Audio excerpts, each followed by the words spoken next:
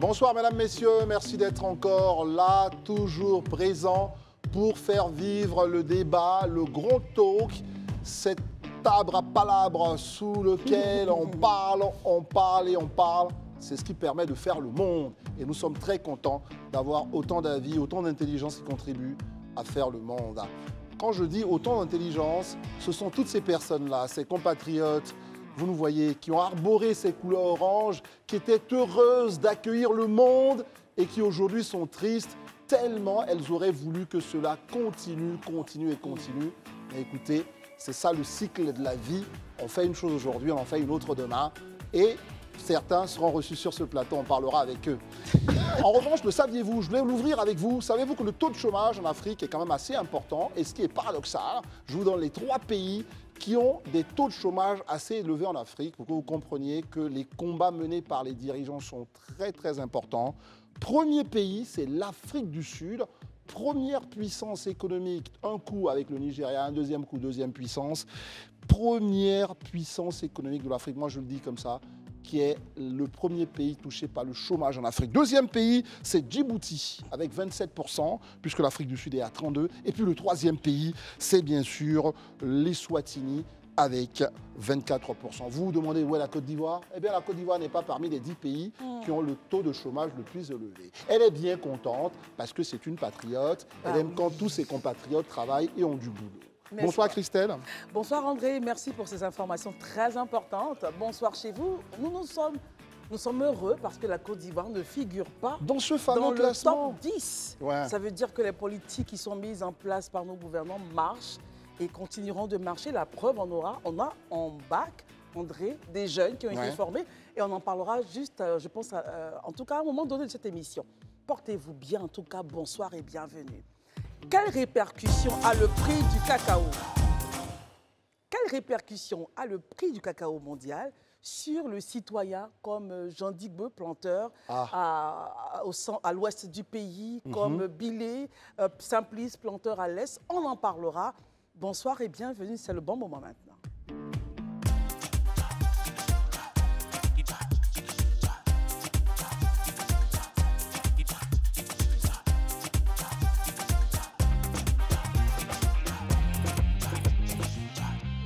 Depuis quelques semaines, la presse se fait l'écho de cette nouvelle.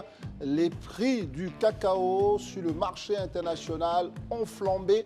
Eh bien, nous, aujourd'hui, on a décidé de se poser la question, une fois que l'information est arrivée, quelle est la répercussion pour nos planteurs? Christelle l'a dit, ils sont nombreux dans nos contrées, dans nos bourgades, dans ces villages-là, qui regardent tout ça, les complètement ébahis.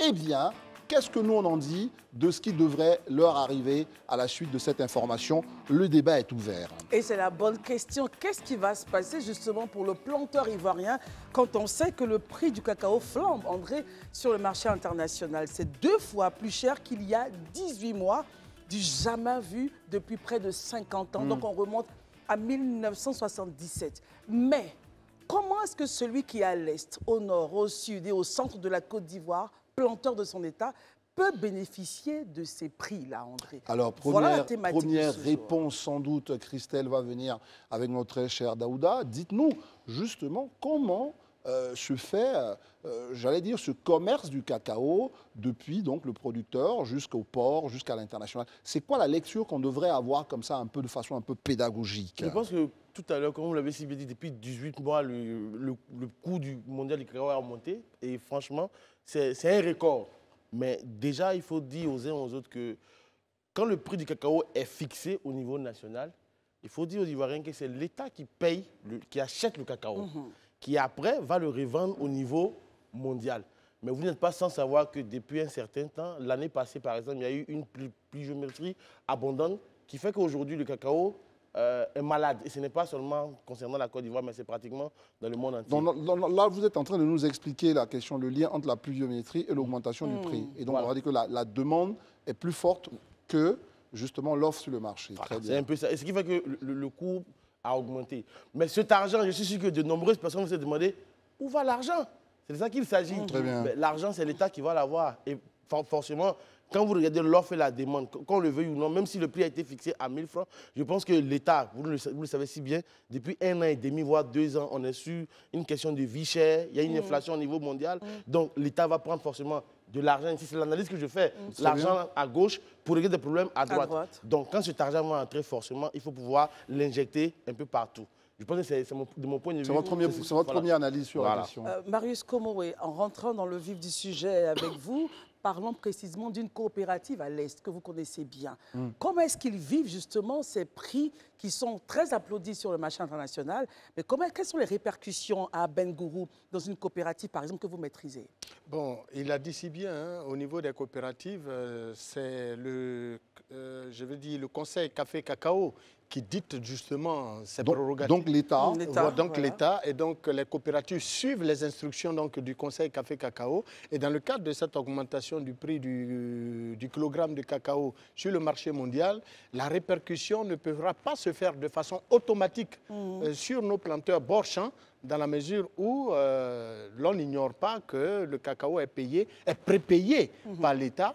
Et donc, souvent même, l'État stocke le cacao durant des mois, histoire de voir un peu la balance sur le marché mondial avant d'écouler son cacao. Donc, ce qui veut dire que nos paysans ne peuvent pas s'attendre tout de suite, immédiatement, maintenant, au niveau d'Abengourou, de Soubré, partout en Côte d'Ivoire, les 600 à 700 000 paysans que compte ce pays ne pourront pas vraiment avoir une répercussion automatique, comme cela se fait au niveau, par exemple, du carburant, où nous sommes convenus, nous, acteurs de la société civile, avec les pouvoirs publics, de sorte à ce que lorsqu'il y a une augmentation du prix du carburant, j'allais dire du baril de pétrole sur le marché mondial, la répercussion se fasse automatiquement à la pompe au niveau local.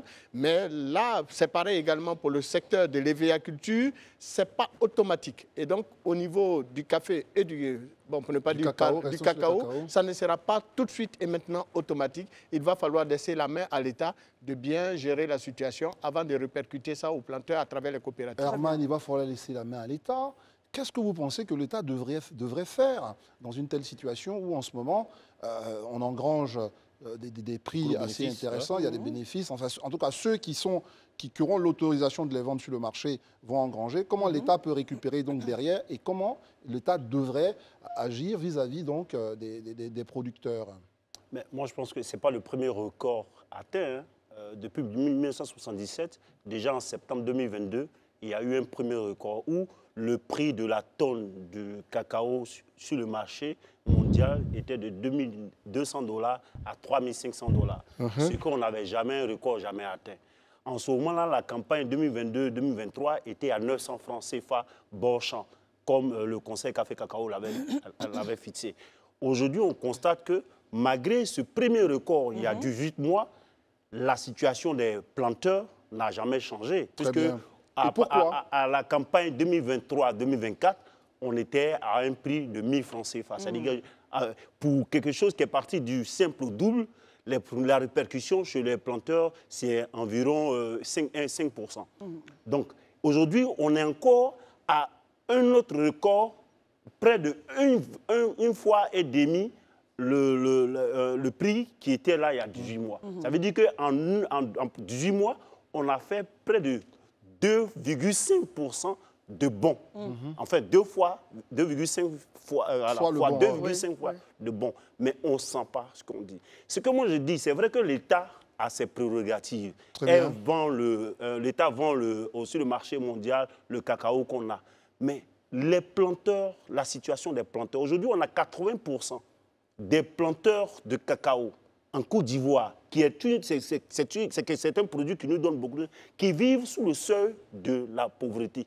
Et ça, les données sont là pour ça. Donc, si aujourd'hui on sait qu'on va engranger un grand bénéfice par rapport à cela, on peut quand même améliorer, ne serait-ce qu'un peu, le prix bord champ pour ces producteurs pour que cette augmentation de prix-là, qu'ils le ressentent un peu, quitte après, si on revient à un prix qui est diminué sur le marché mondial, et qu'on puisse comprendre qu'on puisse réajuster les choses. Ce qu'on constate, c'est que les prix continuent d'augmenter sur le marché mondial, malgré les problèmes qu'il y a, mais le producteur est toujours dans sa même situation. Très bien. Élisée Boloube, les prix augmentent, mais le producteur reste, selon Herman, dans la même situation. Quelle solution pensez-vous que l'État pourrait mettre en place, justement, pour que cette répercussion soit sentie dans nos campagnes? Bon, je pense quand même qu'il y a des précisions à faire, à mon sens.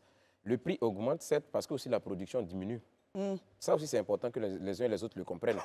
C'est justement le principe de l'offre et de la demande. C'est cela. Justement, parce qu'avec les effets climatiques, du changement climatique, vous êtes sans ignorer que la quantité aujourd'hui de noix, je dis encore de noix, la quantité de fèves de cacao a considérablement diminué par rapport aux années antérieures.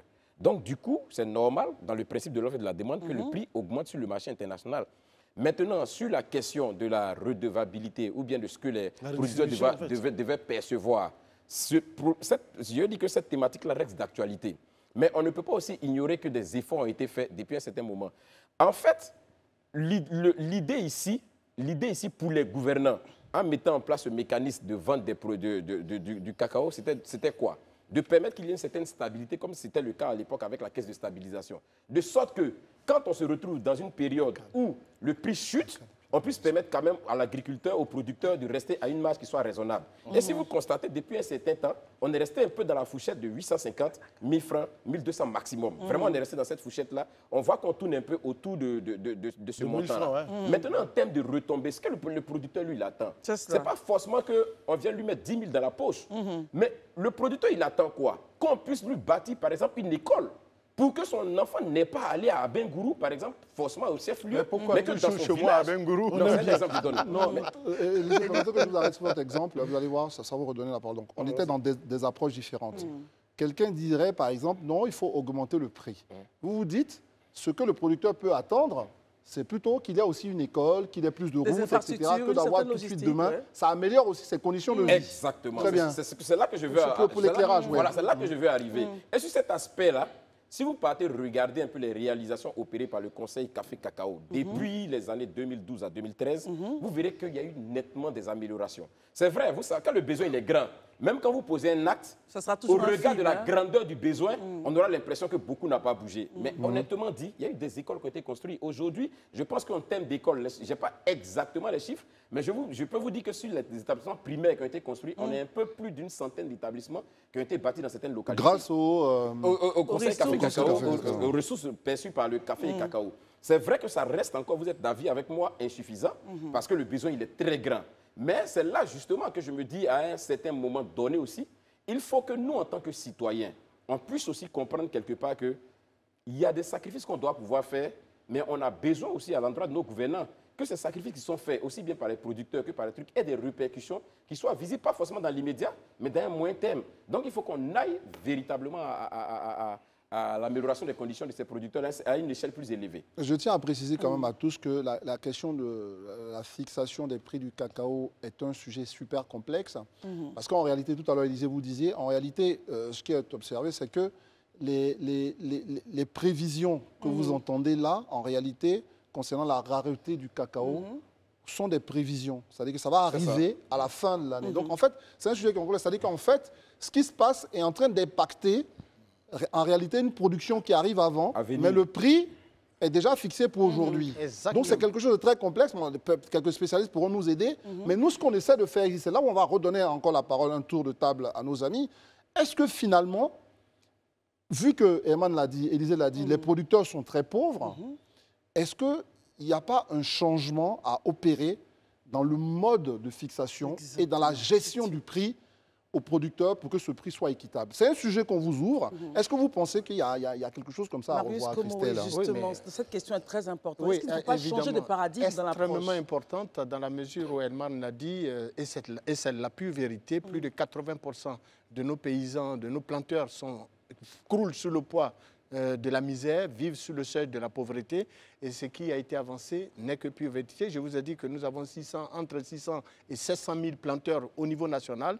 Et dans la région que je connais la mieux, qui est la mienne, à Abengourou, évidemment, tout simplement, on en a parlé tout à l'heure. Chez moi-même, à Diassué, mon village, qui est une sous-préfecture d'Abengourou, nous commandons certains cantons de plus de 18 villages, mais nous n'arrivons même pas à avoir accès de la sous-préfecture aux villages environnant justement de ma sous-préfecture parce que les routes sont impraticables. Cela est inacceptable. Pourtant, ce pays repose sur l'agriculture. Et cette région est importante dans le dispositif. Beaucoup de cadres de ma région, d'Abengourou, de Soubré, de Gagnois et autres, de Dalois, sont passés par la vente de ces deux matières premières que sont le café et le cacao pour être ce qu'ils sont aujourd'hui dans ce pays. Vous rejoignez un peu Élysée pour dire qu'il faut travailler autrement, améliorer les infrastructures. Oui, bien évidemment, il faut que le conseil Café Cacao continue les efforts déjà engagés et veille à ce que justement la situation du planteur, telle que décriée par Herman et que je soutiens, soit améliorée. Parce que croyez-moi, même pour sa propre santé, à Abengourou, un planteur peut aller au cimetière. Pour l'école, on est obligé de prendre des crédits pour mettre nos enfants à l'école et on vend nos cacao, nos cafés en avance. C'est-à-dire qu'on n'a même pas encore séché le cacao, qu'on s'en va prendre des crédits avec des coopératives. Hein, non, mais quand je parle, je fais allusion justement à mes parents qui prennent. Vous connaissez les réalités. Les réalités, nous les avons parcourues. Moi-même, j'ai parcouru, tenez-vous bien, quand j'étais enfant, je parcourais 7 km en aller et retour, 14 km par jour, et tous les jours, en dehors des jours qui sont reconnus comme des jours sans travaux champêtres, par exemple les dimanches, les mercredis, mais du lundi aux autres jours, vous parcourez 7 km en aller-retour. Il y en a même qui font 20 km, 25 km en aller-retour. Et ça, on produit du café et du cacao sans pouvoir se nourrir décemment. Cela est inacceptable. Herman, justement, le débat est ouvert. Vous dites non, on doit revaloriser, mais on se dit, mais est-ce qu'on ne doit pas déjà commencer à regarder la technique de fixation, comme on vous a posé comme question, ou bien on fait comme Élysée, il faut massifier justement l'intervention de l'État dans les services qui accompagnent la vie, les services sociaux de base. Mais en même temps, on fait le constat que malgré la position de leader de la Côte d'Ivoire dans la production au niveau mondial, parce qu'on a 44% de la production mondiale, près de la moitié, je veux déjà dire, on est en train aujourd'hui, des décennies après, parler des infrastructures sur ces routes-là qui transportent le cacao. On aurait dû dépasser ce débat-là pour vous? Oui, pour moi, ça devait passer. Parce que quand une zone produit de la richesse, des zones forestières produisent de la richesse, pour pouvoir même prendre cette fève-là, pour aller récupérer, il faut quand même qu'il y ait des routes. Mais allez-y voir. Je ne dis pas qu'aujourd'hui, il n'y a pas des efforts en termes d'infrastructures routières et autres, mais il faut qu'on puisse dans nos hameaux, parce que pour avoir accès aux plantations, il faut bien qu'il y ait des moyens de transport. Moi, ce que je dis, je ne dis pas que ce qu'Élysée a donné ici, tout ça, parce que les infrastructures, c'est pour tout le monde. Je veux dire que lorsque moi, je produis, j'ai un produit, et que c'est un produit d'intérêt, quand on parle de 80% qui ne réussissent pas à vivre de façon, je veux dire, décente, pendant que le produit il est important, ça veut dire qu'on engrange de l'argent, ça aide le pays, mais ceux qui sont les acteurs premiers n'en bénéficient pas. Très bien, merci Herman. Pour la Daouda, je vois Daouda. On n'a pas entendu Daouda là-dessus. Oui, Daouda. En fait, je comprends le cri de cœur qu'on appelle ça, de mon très cher frère Herman, mais j'avoue qu'aujourd'hui, beaucoup d'efforts, comme tu l'as si bien dit, et confirmés, ont été faits. Cet argent, parce qu'il ne faut pas oublier qu'il faut prendre le problème dans sa globalité. Et de façon globale, quand tu regardes la situation, il y a une inflation qui frappe aujourd'hui le monde entier. On parle de vie chère, tout est pratiquement devenu cher. Et aujourd'hui, on est obligé de revaloriser les gens. On est obligé de faire ceci. Même l'électricité a augmenté de 10% et autres. Mais cet argent, je te pose la question aujourd'hui. Le cours est monté aujourd'hui. Mais demain, quand ça baisse, est-ce qu'au niveau des planteurs, faut-il le baisser aussi? À l'expérience, ça n'a jamais pris...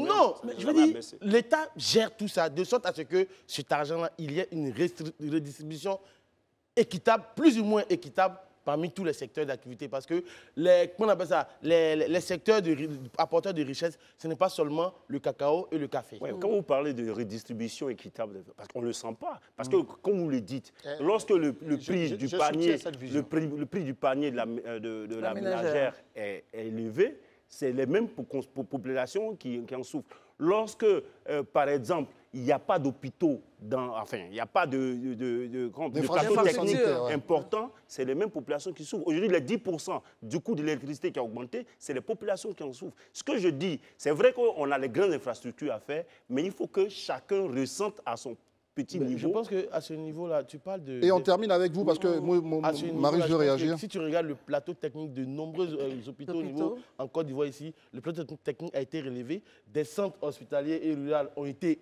rénovés carrément, et tout à l'heure, Élisée parlait d'établissements scolaires qui ont été construits par le Conseil Café Cacao avec justement cet argent. C'est pour dire que peut-être que toi, ce que tu souhaites, c'est que cet argent-là, on appelle les 700 000 planteurs, on met 100 000 dans la main de chacun. Ça a été déjà fait une fois, finalement, après, on a vu que ça a été la bagarre entre eux. Souvent, il faut construire d'autres choses pour que la communauté puisse en bénéficier. Ce n'était pas mon approche. Au-delà de tout ce que vous évoquez, la réalité dans nos villages... On a une minute, Marius. Oui, je termine rapidement. La réalité dans nos villages, c'est simple. Hein, c'est que, dans les faits, nos paysans, malgré les efforts consentis, est-ce que les gens ont conscience de la souffrance d'un paysan pour produire ne serait-ce que du cacao? Vous ne pouvez pas imaginer les fourmis maniants qui sont sur ces cacao qu'il a oublié. Bon, bref, l'un mis dans l'autre, le paysan souffre. Et une fois la récolte faite, nous aimerions que, loin d'être toujours endetté avec le peu de produits qu'il réalise, l'État puisse mettre les conditions en place, les mécanismes en place avec le Conseil Café Cacao pour lui éviter de se faire gruger par des opérateurs, des acheteurs véreux. Très bien. On va pas donner 30 secondes à Élisée. Ok, d'accord. Moi, je veux déjà oui, je veux dire qu'on note quelque chose. Hein. C'est un constat qu'on établit tous. Les 80% de producteurs qui souffrent ou qui vivent en dessous du seuil de pauvreté, cette estimation a été donnée par le Conseil Café Cacao. C'est-à-dire qu'il y a une volonté de l'État d'être transparent sur la gestion même de cette situation. Bien entendu. Ils n'ont rien caché. Donc, déjà sur cette base-là, je crois que l'État même est conscient, ou nos pouvoirs publics sont conscients de la nécessité de faire en sorte que les producteurs bénéficient des fruits de leurs efforts. Mais bénéficier des fruits de leurs efforts, là, on peut bénéficier de plusieurs manières. L'une des choses aujourd'hui qui, pour l'État, semble être plus pertinent de faire que de distribuer peut-être une manne financière, c'est de faire en sorte que les producteurs là, bénéficient des services sociaux de base, avoir de l'eau courante, avoir de l'électricité, avoir des hôpitaux. C'est ce qu'aujourd'hui tout le monde recherche. Et l'État décide au travers du Conseil Café Cacao de faire un effort à ce niveau-là. Exactement. Très bien, merci les amis. Merci les amis. Le Conseil Café Cacao s'en tel à cela. Eh bien, on va terminer justement sur cette partie-là, parce qu'on continue de parler toujours de production agricole. Parce que vous savez que la Côte d'Ivoire, première productrice mondiale donc, de cacao, mais aussi d'anacarde. Et aujourd'hui, l'information est tombée. Mais avant, je veux quand même vous partager cette information quand même fort utile, puisqu'on parle de redistribution.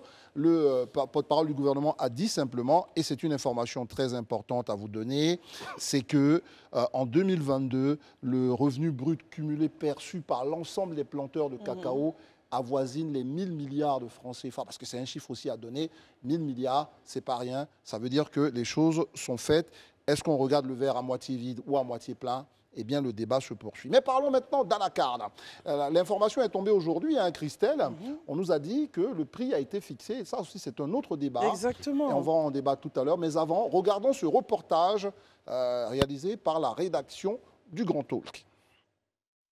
Son Excellence, M. Alassane Ouattara, président de la République de Côte d'Ivoire, et son gouvernement, sur la base des propositions des acteurs de la filière, a retenu un prix CAF origine Côte d'Ivoire projeté à 1105 US$ par tonne de noix de cajou pour une qualité moyenne de 48 lbs avec un niveau de dollar arrêté à 600 francs CFA par US$. Ainsi, les prix au titre de la campagne de commercialisation 2024 de la noix brute de cajou s'établissent comme suit. Prix CAF de référence 1105 US$ par tonne de noix de cajou brute avec bien entendu, $1 US à 600 francs CFA. Voilà, nous sommes dans les US dollars, mais on va revenir dans les francs CFA, je vous rassure. On va réussir à s'en sortir. Déjà, André. Ça, c'est juste ce que le prix du kilogramme de cajou. Le prix plancher obligatoire de 275 francs le kilo au producteur pour la noix de cajou, bien séchée, bien triée, ne comportant aucune matière étrangère, parce que vous savez, il y a un principe de qualité, etc. Donc, oubliez les dollars.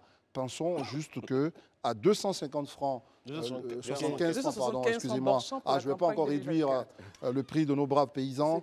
275 francs le prix du kilogramme de noix de cajou. La nouvelle vient de tomber. Nous sommes une émission d'actualité. On va commencer ça tout de suite. Qu'est-ce que vous en pensez, les amis, au regard de ce qu'est en train de représenter la noix de cajou pour l'ensemble, justement, de l'économie du pays? Herman Aboua, bonne nouvelle selon vous pour les paysans? Non, déjà pour moi, la campagne précédente, on était à 315 francs CFA pour la campagne, pour le kilogramme. Il faut rappeler que quand on parle de $1105 américains, c'est 663 000 francs CFA. La tonne. Ça veut dire que la tonne, ça veut dire que le kilogramme de la noix de cajou, c'est à 663 francs environ. Voilà, le kilogramme. Puisque c'est 663 000 francs la tonne. 663 et le producteur, pour cette campagne, va recevoir 275 francs CFA. Ce que je dis, la noix de cajou, sa spécificité, c'est que son traitement, avant de pouvoir la mettre sur le marché, est moins onéreuse, je veux dire. Aujourd'hui, le problème qu'on a, on est arrivé aujourd'hui à 30% de transformation, je veux dire, de nos noix de cajou. Okay. On est premier producteur de la noix de cajou. Donc, si on fait un effort, je constate que les gouvernements font des efforts, puisque arriver à 30% de transformation, c'est déjà intéressant. Si on fait un effort, puisque nous sommes le leader dedans, si on fait un effort de transformation, on va vendre ça plus cher. Parce que, croyez-moi, parce que ça va en Inde, au Vietnam, à cause des surcoûts de décortique, tout cela. C'est pour ça que permettez que je vous donne un élément encore. C'est-à-dire, quand on dit, pour nos téléspectateurs, on a des jeunes ici, lui, il a dit 600. Quand on dit 275, ça c'est le prix CAF, c'est-à-dire que c'est le prix jusqu'au port d'Abidjan. À partir du port d'Abidjan, il y a des surcoûts qui vont permettre d'atteindre le prix de 600. Donc, ce qu'il est en train de nous expliquer, c'est que, évidemment, pour éviter que le bateau, la main-d'œuvre, etc., nous prennent encore une partie de ce prix, il vaut mieux transformer en Côte d'Ivoire. Oui, mais encore mieux, si on réussissait à transformer cela en Côte d'Ivoire, on gagne beaucoup plus, puisque la noix de cajou, lorsqu'on commercialise, c'est de l'ordre de 4 euros qui fait environ 3.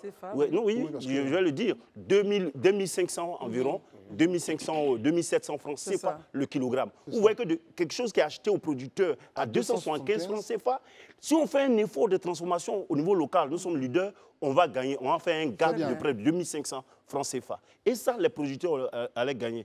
On n'allait pas être en train de descendre à 275 francs CFA aujourd'hui pour la campagne. Quand on vous dit 275 francs CFA Borchamp, avec l'explicatif de 30% de transformation locale, il faut quand même applaudir, selon vous, ces 275 francs et appeler encore des efforts pour la transformation locale, pour que les producteurs, justement les producteurs de cajou, puissent en sortir mieux?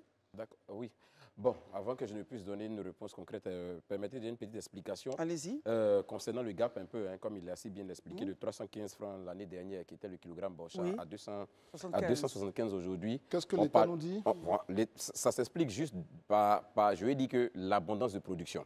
Très bien. Vous savez, plus on a plus de production, donc c'est plus difficile d'avoir un prix plus élevé. Là, on était à 1 million, pardon, oui c'est ça, 1 million 225 000, la production. On était à 1 million 225 935 tonnes.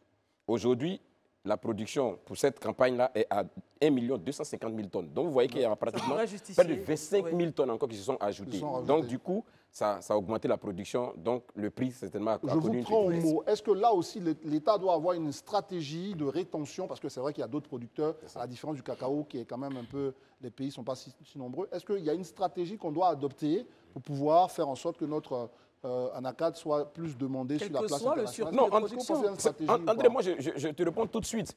La stratégie n'est même pas de penser à une rétention. La stratégie est d'aller franco à la transformation. Très bien. C'est dans notre salut, c'est tout notre salut qui est là. Ça veut dire qu'on peut produire encore plus, mais si on arrive à transformer cette matière-là, une première transformation, même avant même peut-être de l'envoyer, vous verrez que la manne va s'augmenter un peu plus. Donc aujourd'hui, il n'y a pas d'autre alternative que de parvenir à la transformation. Très bien. La transformation, en plus, ne va pas être un péché pour les producteurs. Au contraire, il faut regarder autrement. Mais comment on fait? On voit les bonnes dames là qu'on peut voir à l'écran qui essaient de faire la transformation des packaging. Est-ce que tout ça, c'est facile? Il y a le coût du packaging. Donc, à un moment, dites-nous, est-ce que la transformation, c'est quand même c'est très évident? En fait, moi, je pense que tout ça part d'une question de volonté politique. D'accord. Je partage de ce principe. Il faut que l'État, en fait, s'investisse réellement dans la transformation. Parce que le genre de transformation qu'on a tendance à voir, c'est des petites unités mobiles qu'on voit dans certaines régions. Or, si l'État ou bien le conseil de la NACAD décide de dire, bon, désormais, on fait comme les Indiens pour faire de façon industrielle cette transformation. Moi, je suis pour tous ceux qui vont dans les restaurants et autres, c'est les mises en bouche. Les gens aiment bien ça, mais généralement, on n'a pas accès à la carte parce que c'est assez cher. C'est cher parce que quand tu regardes tout le surcoût dont on parlait, donc c'est l'État de Côte d'Ivoire qui doit mettre la main à la pâte. Mais on ne doit même pas s'arrêter au niveau même de la NACAD. Parce que c'est une question existentielle, même au niveau du cacao. Bien sûr. Ces jeunes qui sont là, combien mangent le chocolat? Combien? Parce qu'on ne transforme pas, parce que le chocolat aujourd'hui, qu'on le veut ou pas, il coûte très cher. Donc autant, tu ne touches pas. Marius Como, la transformation locale doit être le nœud de la problématique. Quelle est votre analyse là-dessus? Mais tout le monde le sait, tant nos gouvernants que même la communauté internationale. Pourquoi ça ne se fait pas assez rapidement? Tout le monde le sait, vous dites. Mais oui, mais il a dit que c'est une question de volonté politique. Maintenant, je me permets de vous arrêter. Quand vous dites que même la communauté internationale sait que c'est une question de transformation locale, est-ce leur responsabilité de le faire pour nous? Dans les États colonisés, et ça, il faut le dire. Dans les États on n'en est plus là quand même. On n'est plus là, mais le monde fonctionne comme tel. On peut tout dire, mais le monde fonctionne par des blocs. Et je vous le dis de façon claire et distincte. Pourquoi un pays comme la Côte d'Ivoire passe son temps, depuis la nuit des temps, depuis les années 60 et bien avant, jusqu'à ce jour, aucun gouvernant n'envisage transformer nos matières premières. Non, mais vous n'avez pas dit ça. Comment on envisage? Non, attendez. On n'est plus à un stade où il faut dire des choses qui n'ont pas véritablement pignon sur rue. Non, mais attendez. La réalité, elle est là, elle est visible, tout le monde voit.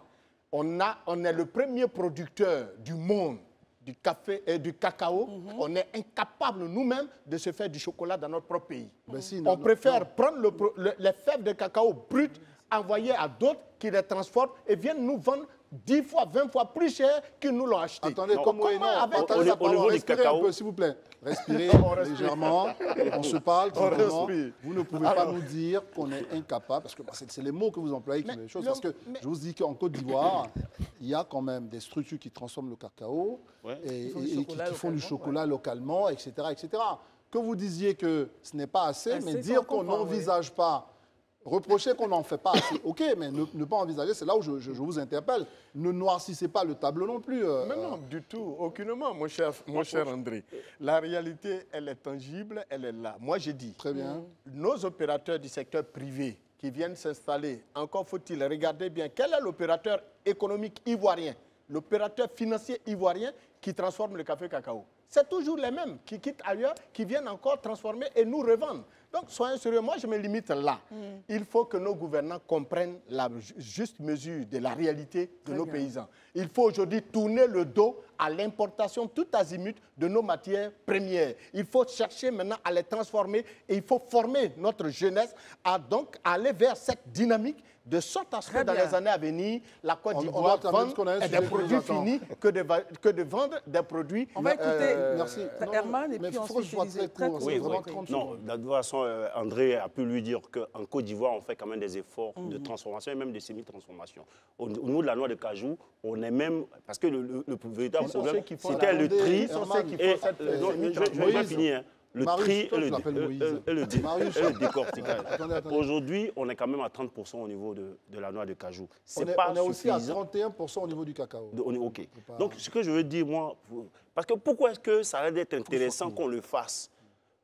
Aujourd'hui, j'ai donné tout à l'heure 3 €, 4 € et autres, mais ailleurs, en fonction de la culture de consommation de certaines populations, comme en Amérique du Nord, on est par exemple au Canada à environ $13, c'est environ 7 000 francs. Donc le $13, prix à l'international 7 000 francs CFA le kilogramme de noix de cajou consommé. Très bien. Donc tout cela, si on transforme, on bénéficie. Élisée Boulbeux.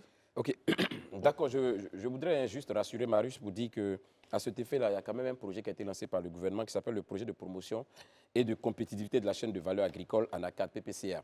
Et donc, il doit s'étendre sur 3 zones industrielles, notamment Séguéla, Korogo et Bondoukou. Donc, il y a une volonté manifestée. Pour ce projet, l'État a décaissé 107 milliards. Au niveau de l'ANACAD. À l'ANACAD, au niveau de l'ANACAD. 107 le sujet, quand même. 107 milliards. Et pour montrer effectivement que ce projet est en train de s'étendre et prendre du volume, vous regardez par exemple la quantité de noix de cajou transformées en 2016, on était autour de 40 383 tonnes. Et en 2024 ? En 2022, bon, je n'ai pas les derniers chiffres, mais en 2022, nous sommes à 224 000 tonnes. Vous imaginez de 40 000 tonnes à 224 000 tonnes en 6 ans. Je pense qu'il y a des efforts qui sont en train d'être faits. Non, mais il faut la peut-être volonté on existe, ne va pas relancer le débat. Mais il faut aller au-delà. C'était pour peut-être des points de précision. En tout cas, ça. merci à tous, les amis, d'avoir contribué justement à éclairer nos concitoyens sur ces sujets-là. Nous sommes évidemment dans le remerciement de ce que vous faites tous les soirs ici même. Mais ici encore, on a encore des sujets qui sont parfois douloureux, difficiles. Christelle, il faut qu'on en parle. Exactement. On entend depuis des cris de douleur, des cris de tristesse de la part des populations dans le secteur de GESCO, c'est à Yopougon. Eh bien, qu'est-ce qui se passe à GESCO? On va essayer d'en parler, décrypter tout ça ensemble. Exactement. Alors, André, il y a simplement qu'un déguerpissement a eu lieu à GESCO, à Yopougon. Pour ceux qui ne sont pas en Côte d'Ivoire, Yopougon, c'est la plus grande commune d'Abidjan. Alors, ça avait été entamé fin janvier. Très bien. Et puis, ça a repris de façon très intensive, avec une intensité renouvelée, donc laissant les populations dans le désespoir et désarroi.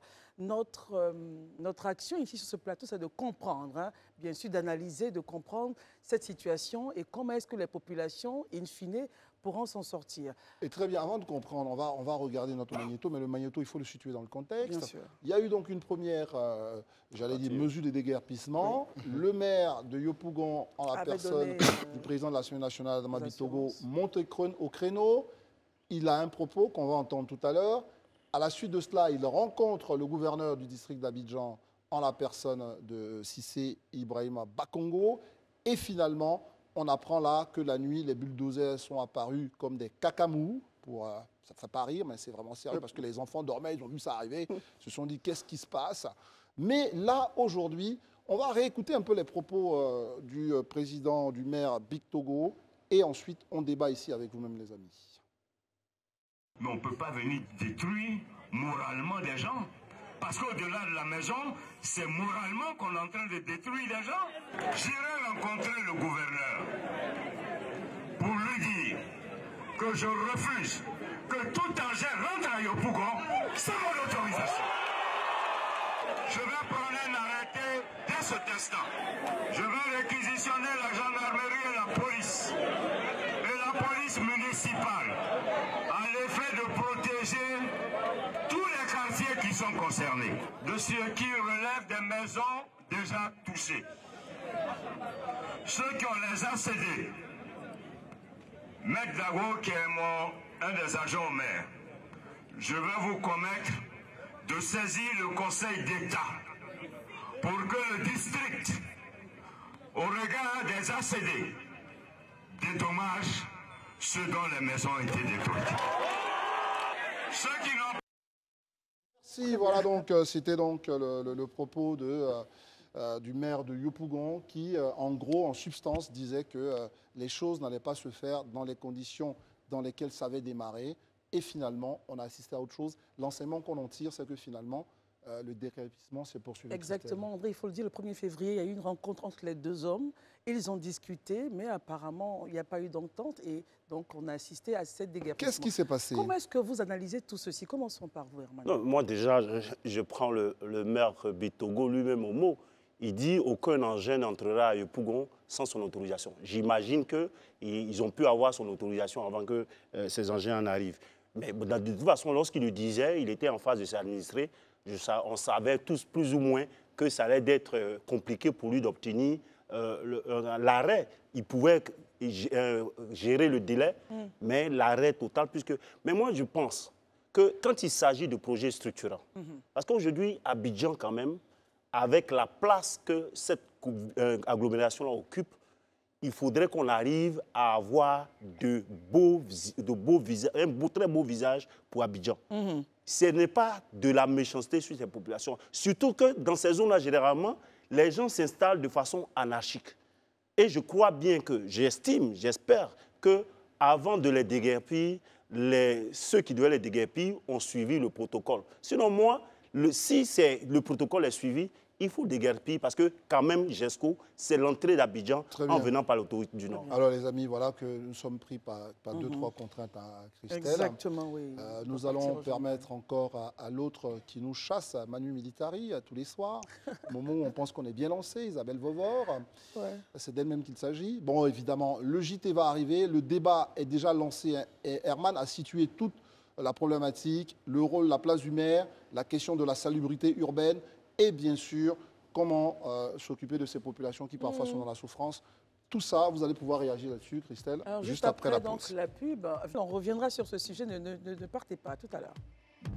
On ne le redira jamais assez, le sport est une plateforme intemporelle, est une plateforme même capitale dans le monde moderne pour passer des messages, pour exprimer non seulement sa joie, oui c'est le but du sport, mais aussi pour attirer l'attention de toute une jeunesse qui parfois est impactée par tout un ensemble de fléaux. Et dans cette campagne que nous avons connue ici en Côte d'Ivoire, cette CAN 2023, la meilleure de l'histoire, on est dithyrambique sur la façon dont ça a été organisé, a offert vraiment l'occasion à tous d'y participer, des messages. Et bien sûr, au cœur de cette participation, Christelle, il y avait ces bénévoles. Combien de fois on a apprécié l'acte de ces bénévoles, Christelle? Évidemment, et on va s'interroger après la CAN, quelle suite est donnée aux bénévoles? Mais rassurez-vous, le sujet de GESCO revient maintenant, on en parle rapidement, avant d'aborder celui des bénévoles. Et justement, pour en parler, André, avec les bénévoles, on sera avec le directeur général de l'Office du service civique national, le directeur Touré Mamadou. Merci d'être là. Merci, madame. Nous allons juste faire un petit tour de table à l'effet de recevoir les réactions par rapport à ce qui s'est passé à GESCO et ce qui se passe là-bas. Et on revient à ce sujet. Daouda avait demandé la parole. C'était vous qui l'aviez. Daouda, réaction sur avant qu'on ne parte à la pause, GESCO. en fait, l'affaire GESCO, moi, ça, même si l'État, j'estime, peut être dans sa raison, mais j'estime qu'on gère un État avec des hommes. Et c'est des hommes qu'on gère. Quand je regarde à GESCO, les immeubles qui sont tombés, les écoles qui ont été balayées, j'estime que le système est en panne. Non, mais parce que, le système est en panne. On lance tout jouer. Parce que vous êtes en train de nous dire que ces immeubles sont tombés sans qu'il y ait dédommagement, sans qu'il y ait des informations préalables, ensuite dédommagement liés donc à la valeur de ces biens dont disposaient donc nos compatriotes. C'est pas ce que j'ai dit. Ce que moi je voulais dire, c'est que si ces immeubles ont pu sortir des terres, c'est parce que certains agents de l'administration publique ont sûrement laissé faire. Pourquoi on en arrive à ce niveau-là? Parce qu'on me dira qu'ils sont sur emprise publique. Mais si en prise publique, on ne peut pas aller sortir des R+2, R+3, qu'après on va aller démolir au prétexte qu'ils sont sur une emprise publique. Aujourd'hui, ces écoles qui ont été balayées, est-ce qu'on a pensé aux enfants qui y vont à l'école pendant l'année scolaire? On ne pouvait pas attendre un moment bien précis pour pouvoir le faire. Moi, je vais dire, au-delà de tout ce que nous faisons, il faut mettre l'humain au centre de ce qu'on fait. Même si je pense que la puissance publique a raison. Il faut mettre l'humain au cœur de ce qu'on fait. Très bien, Daouda. Marius, voici ce que Daouda a dit. Il a dit, bon, tout ça, c'est vrai, on doit faire des choses, mais l'humain au cœur. Est-ce que, selon la nature des informations que vous avez, vous pensez que cette opération n'a pas obéi aux règles de gestion d'un État moderne, un État qui a la main sur le cœur? J'allais dire les mots me manquent parce que nous suivons l'actualité à la matière depuis des années. C'est cela. Et c'est avec un pincement au cœur en tant que responsable de la société civile de constater qu'en pleine rentrée scolaire, où des enfants sont encore à bas âge et fréquentant le primaire, le secondaire pour certains, on se retrouve à voir leurs parents. Mais Marius, très souvent on dit que je vous coupe, mais là je suis obligé quand même, je me vois obligé. D'accord, que cela vous provoque de l'émotion, mais est-ce que vous vous êtes renseigné? Est-ce qu'on sait si ces écoles-là ont déjà reçu une injonction à partir. Est-ce que ces écoles-là ont été peut-être délocalisées ailleurs? Est-ce que ces élèves-là ont été transférés dans d'autres établissements? Est-ce qu'on le sait? Et sans doute que c'est une question qu'on devrait se poser pour ne pas que l'émotion nous empêche à un certain moment de regarder raisonnablement la réalité du sujet. Et si vous voyez la question sous cet angle, oui. Vous jouez le jeu donc de décideur. C'est-à-dire, Marius? Je vais vous dire une chose. C'est vrai que la zone de Yopougon-Jesco, oui, qui fait l'objet de ces démolitions, est une zone à risque. Ne pas le reconnaître, c'est faire preuve de malhonnêteté intellectuelle. Très bien. Et d'ailleurs, la zone est une zone tellement à risque qu'on appelle cette zone Jesco Pays-Bas. Tellement la zone est à risque, ça crée souvent, et surtout en ces temps de saison de pluie, les fortes saisons de pluie, des éboulements dans la zone, ayant entraîné souvent mort d'hommes.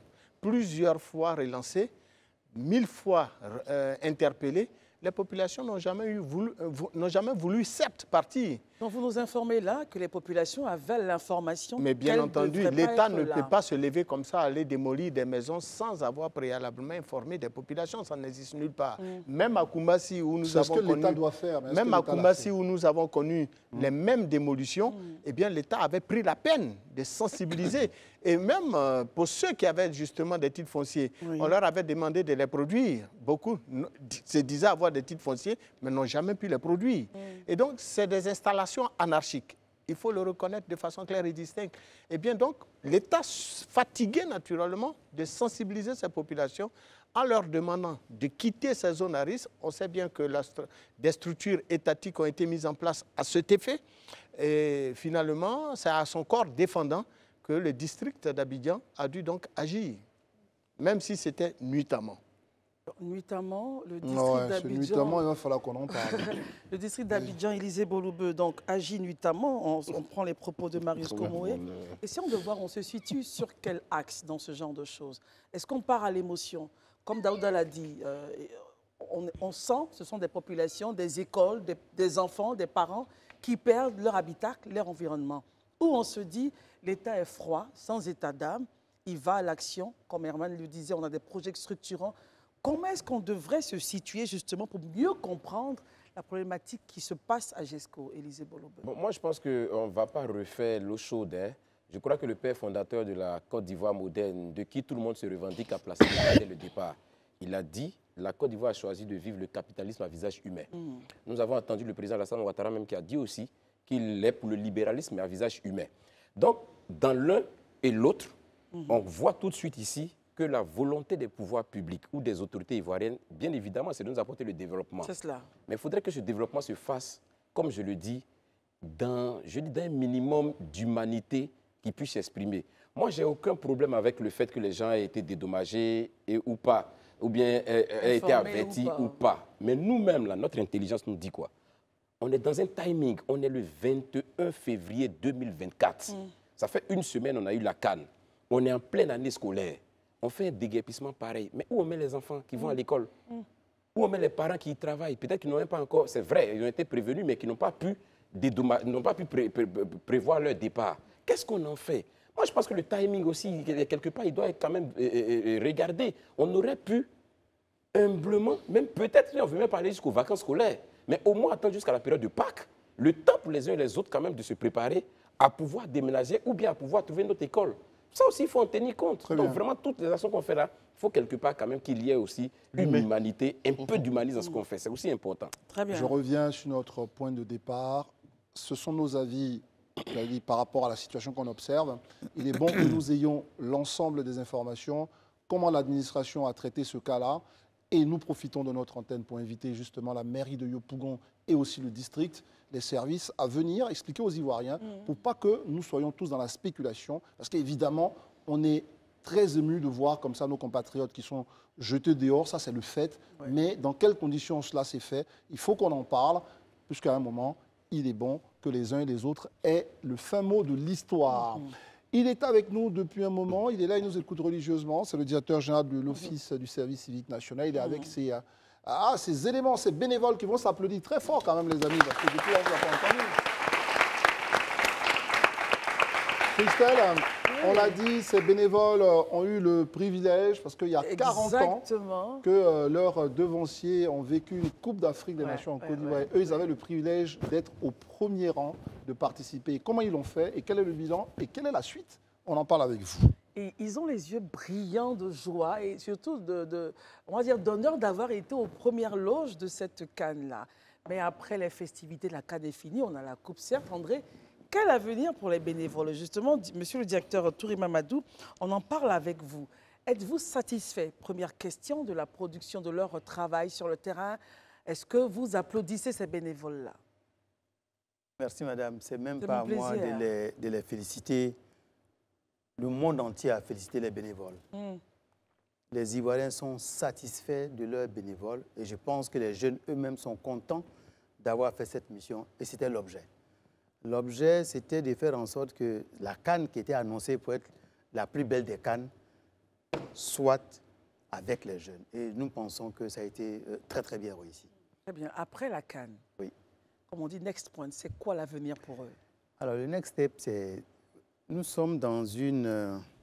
on est en fin du programme bénévole. Mais il y a un point d'attention que nous avons en ce moment. Des promesses ont été faites aux jeunes. On va les rappeler sur le plateau? On va les rappeler. Les promesses qui ont été faites aux jeunes, c'est de les occuper sainement pendant 1 mois à des missions d'intérêt public. Violence basée sur le genre.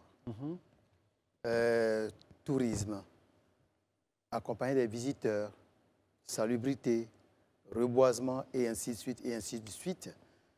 Et ces jeunes-là l'ont accompli avec perfection. Ça, vraiment, il n'y a rien à dire sur cela. L'engagement qui a été pris par le gouvernement, quand bien même on sait que l'action bénévole est gratuite. Gratuite et ponctuelle. Ponctuelle. Le gouvernement a quand même décidé d'octroyer un pécule à ces jeunes. Ils ont déjà reçu le pécule? En partie, je vais faire le point tout à l'heure. Très bien. Le gouvernement a quand même décidé d'apporter une somme, je ne dirais pas forcément le montant, un certain montant, pour se déplacer et avoir un kit alimentaire. Et cette promesse est tenue. Cependant, il y a quelques points d'attention là-dessus. Le point d'attention, c'est qu'à date, il a été décidé de faire le paiement des pécules en 2 tranches. En 2 tranches. Une première tranche de 30 000, suivie d'une seconde tranche de 30 000. Et à la date d'aujourd'hui, quand on a fait le paiement des premières... Je rappelle qu'il y a 20 000 bénévoles. 20 000, lorsqu'on a fait le paiement des tranches, pour la première tranche, on est à 15 921 bénévoles pour lesquels on a initié le premier paiement. Et les autres, vous êtes en train de faire... Mais il se trouve qu'en payant cette première tranche, il y a eu quelques incidents de paiement. C'est-à-dire? Incidents de paiement, c'est-à-dire des paiements qui n'ont pas abouti parce qu'ils sont payés via Trésor Pay. C'est-à-dire qu'on ne peut pas... D'abord, ils sont sur toute l'étendue du territoire national. Exactement. Il était question de trouver un véhicule pour pouvoir payer ces pécules-là. Et lorsque la tranche a été payée, il y a 14 610 paiements qui ont réussi.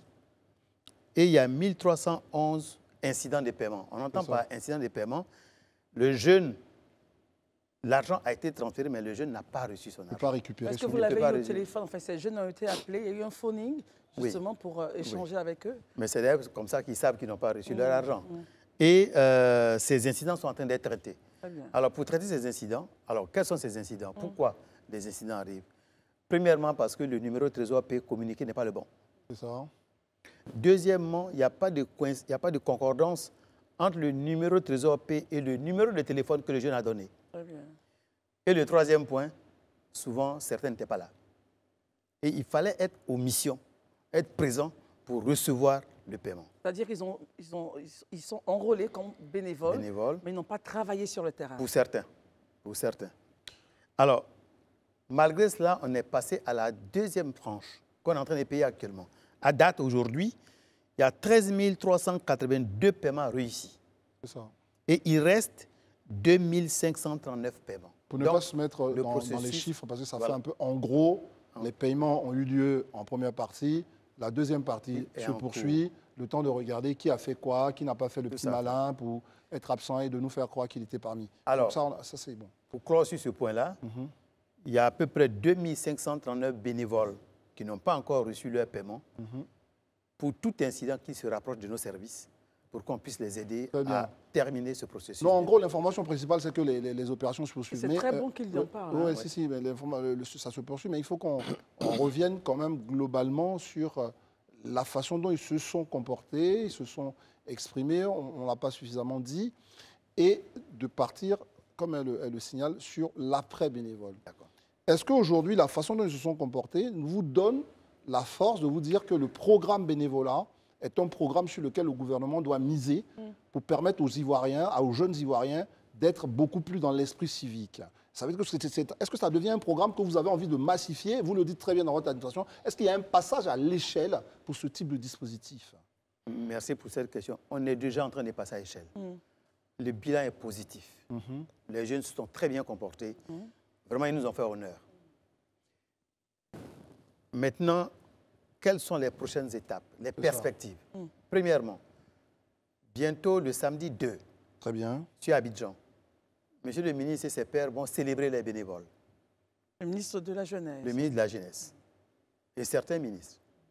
Il va y avoir une célébration de ces officiers, de ces bénévoles-là, et on va leur remettre des attestations. Très bien. Ça, c'est la première des choses. Mais qu'est-ce qu'ils vont faire avec ces attestations? Ah, ça, c'est la bonne question. Ces attestations vont permettre aux jeunes, pour tous ceux qui veulent passer des concours et qui ont besoin de prouver leur position militaire, de présenter ce document-là. Très bien.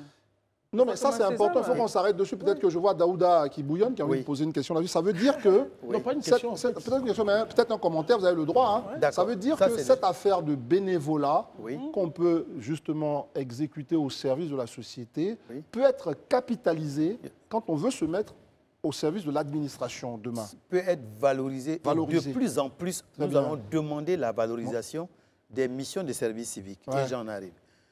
Un, ces jeunes gens, quand ils vont avoir cette attestation, s'ils veulent passer un concours où on demande la position militaire, ce document vient en lieu et place du certificat de position militaire.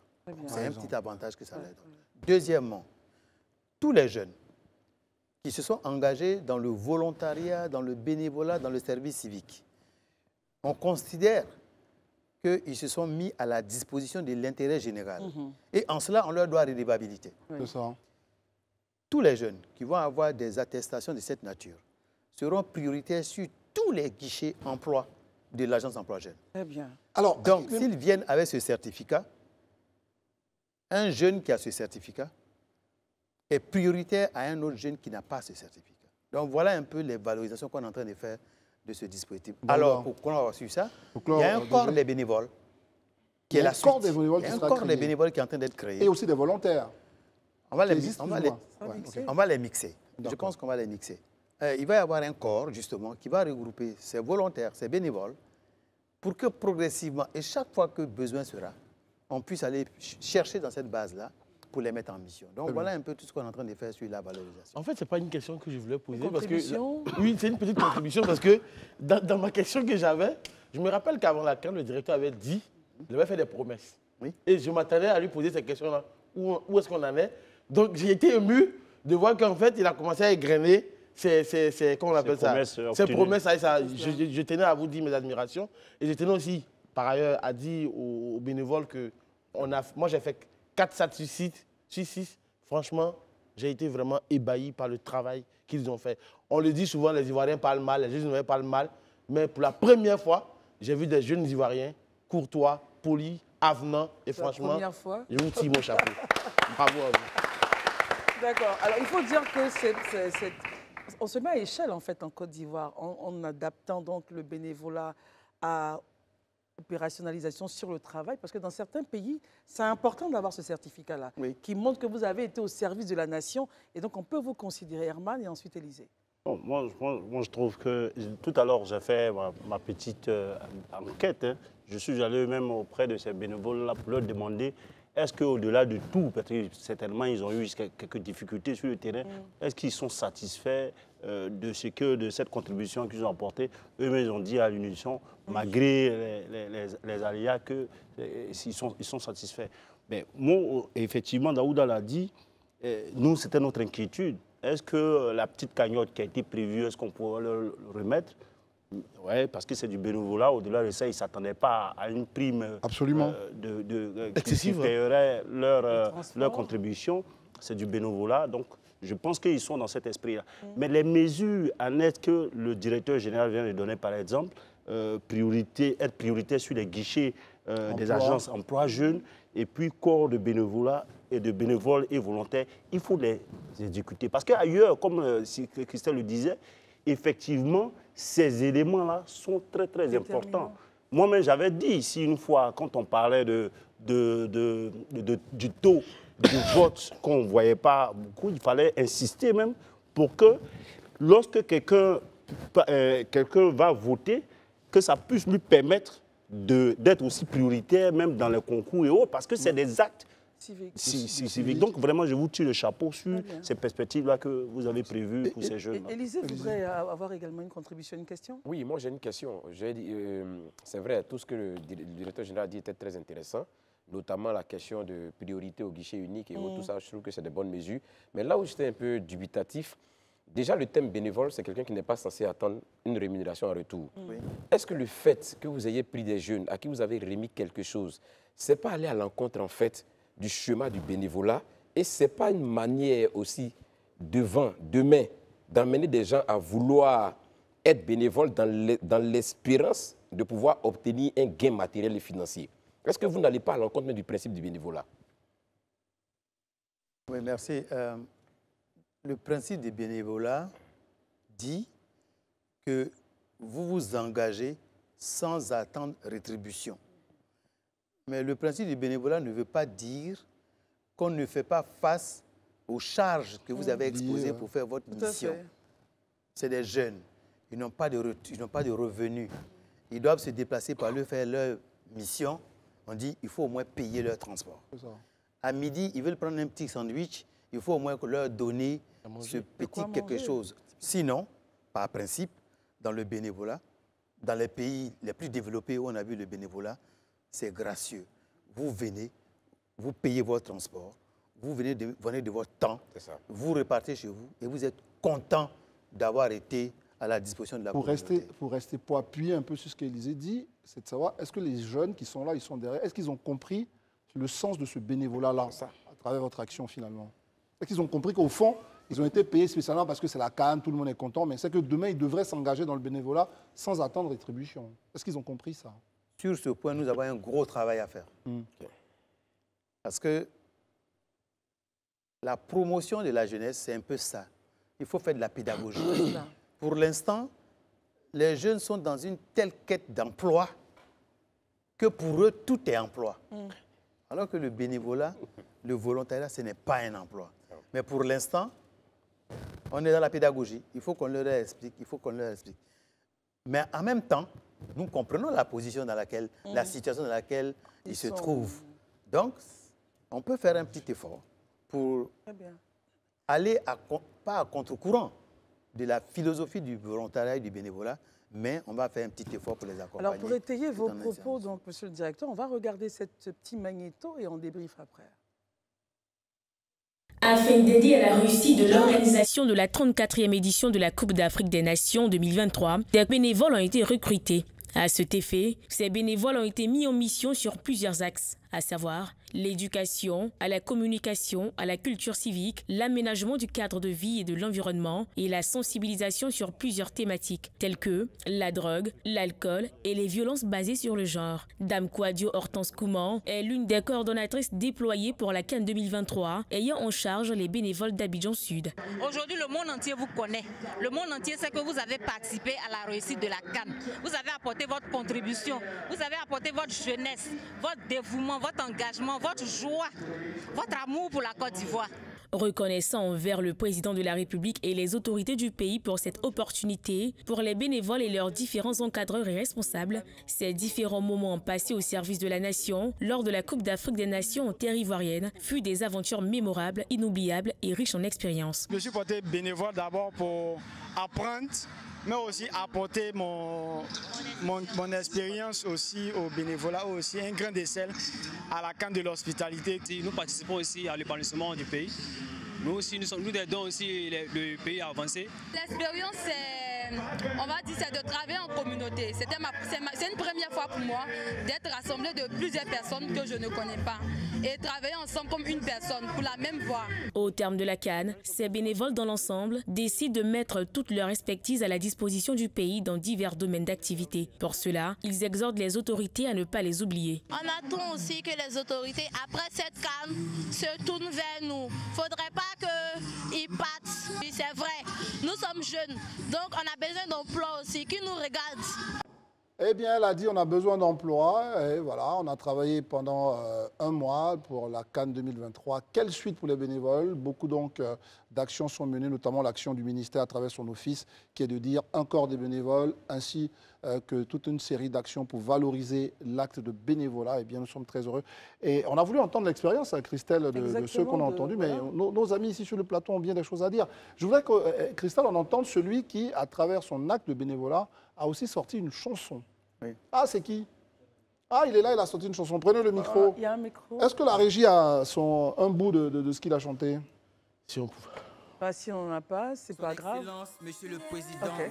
On est les bénévoles de la CAN 2023 et aucun personnage ne pourra jamais nous remplacer. Venez. On est les bénévoles de la CAN 2023. C'est bien, bravo. L'engagement, voilà, pour les vraiment.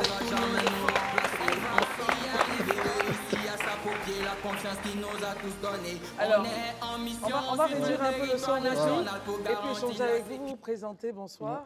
Bonsoir madame. Vous vous appelez comment? Jean-Daniel Kofi. Jean-Daniel Kofi, vous avez tellement aimé le corps de bénévolat que vous avez sorti une chanson. Expliquez-nous un peu pourquoi. Bon, quand je suis rentré dans le corps, je me suis dit pourquoi pas, avec cette opportunité, cette union qu'on a ensemble, pourquoi ne pas créer une hymne des bénévoles? Voilà, avec cette union qu'on a, comme ça, on va chanter à l'unisson et puis ça sera merveilleux. Donc, vous comment vous êtes rentré, enfin, comme je dis comment, ça veut dire que d'où est partie pour vous l'idée de vous inscrire dans ce corps de bénévolat? Vous dites vous avez une petite occupation, c'est quoi l'idée? Ok, j'ai reçu l'information comme ça d'un ami, voilà. J'ai entendu comme ça que d'abord le pôle des volontaires était ouvert et bon, j'ai essayé de m'inscrire pour le volontariat, mais c'était déjà passé. Parce que le volontariat, il y avait que, il me semble que 6 000 places. Oui. Voilà. Il y avait 4 000 places déjà occupées. Non, il n'y avait que 4 000 places même, puisqu'il y a 4 000 forces de l'ordre, plus à peu près 2 000 agents de santé. Donc, c'était un peu compliqué. Voilà, donc j'ai dit pourquoi ne pas essayer pour le bénévolat, pour voir. Et puis bon, voilà, ça a marché. Et ça a marché. Voilà. Et donc, j'étais assis là, et puis je me suis dit, je vais faire l'hymne des bénévoles. Et j'étais assis quelque part, et puis j'ai entendu une mélodie. Je dis, ah, voilà. Donc, les paroles sont venues tout seules, et puis bon. C'était une belle inspiration, on l'applaudit très fort. Merci pour rejoindre notre place. Merci beaucoup. Merci. Bah, écoutez, donc, André, voilà l'action qu'il faut saluer et mettre à l'actif du ministère de la Jeunesse. Une très, très belle initiative. Et in fine, toutes les actions satellites que vous allez faire pour ces jeunes-là, le corps des bénévoles, la valorisation, le certificat à donner, en priorité sur les pôles emploi jeunes. Mais c'est extraordinaire et je pense qu'in fine, si on arrive à faire ça, on pourra vraiment occuper la jeunesse. On a quelques secondes pour terminer. Oui, je termine rapidement pour dire, on a fini, en tout cas, monsieur le directeur, nous félicitons monsieur le ministre de l'initiative parce que, croyez-moi, notre jeunesse a besoin d'être occupée. Et cette initiative tendant justement à aller dans ce sens, d'occuper notre jeunesse, est pour nous, organisation de la société civile, un brin. C'est déjà un brin d'espoir que vous accordez à notre jeunesse et nous espérons que les éléments que vous avez tout à l'heure évoqués, tendant justement à les occuper plus sainement, le ministre les recevra, ne seront pas vraiment de 20 mots et que dans la continuité, de telles initiatives pourront être développées pour le bonheur de notre jeunesse ivoirienne. Très bien, monsieur le directeur général, voici que sur notre plateau, on ne va pas dire vous clôturer votre tour des médias, mais ce que vous pouvez nous rassembler en propos de fin sur cette expérience et notamment l'expérience joyeuse de ces jeunes gens. En propos de fin, c'est des remerciements à nos jeunes qui ont vraiment donné le meilleur d'eux-mêmes. Je pense que c'est à eux qu'on doit cela. Et également à la vision de monsieur le ministre pour que le jeune soit vraiment au cœur de l'action du gouvernement. Et ça, vraiment, on salue cela. Maintenant, les engagements pris vis-à-vis d'eux seront totalement respectés. Vous nous envoyez rassurer. On est déjà à 90% pratiquement. Il y a encore quelques cas qu'il faut qu'on arrive à traiter très rapidement. Cela sera fait. L'agent comptable ne quitte jamais le bureau avant 21h, 22h pour réussir ses paiements. Parce que vous ne pouvez pas vous imaginer la complexité qu'il y a à payer 20 000 personnes sans se tromper. Voilà. Donc, il ne se trompera pas, ça c'est clair. Voilà. Donc vraiment, on fera tout pour respecter. Merci. C'est 1,2 million, hein. 1,2 milliard. Ça fait 1,2 milliard. C'est beaucoup quand même. C'est beaucoup. Merci à vous, en tout cas. Merci de vous engager pour votre pays. Vous allez vous applaudir très fort. Merci, monsieur le directeur général. Merci, Christelle. Merci, André. Merci à tous, les amis d'Aouda, Marius, Herman, Élisée. Merci. Demain est un autre jour. Merci de nous avoir suivis et les programmes continuent sur Live TV. Merci, les jeunes. Bonsoir.